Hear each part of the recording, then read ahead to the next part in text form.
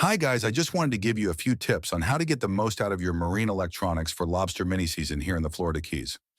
First, if you get the chance, it can be helpful to go out ahead of time and scout out some locations and mark your spots with waypoints. You can change the different icons on them and name them so you know they are specifically your lobster spots.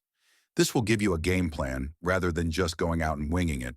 Second, use your sonar to find structure that lobsters love to hide under, like ledges and rubble. I'm not a huge fan of side scan and down scan, but this is one case where it can come in handy. It is good for determining structure on the bottom and works effectively in shallower water. Third, use your radar to avoid all of the other boats out there, or conversely, use it to locate where other boats are to find some good spots and avoid collisions. This is especially useful out there at night. Fourth, use your GPS to find precise locations, and then use your trolling motor or autopilot to spot lock on that position. This can be faster than dropping and pulling up anchor constantly. And fifth, use your track log to record where you've been and mark any good spots you find for next year. And you can always check out our full blog posts at betterboatelectronics.com for more details.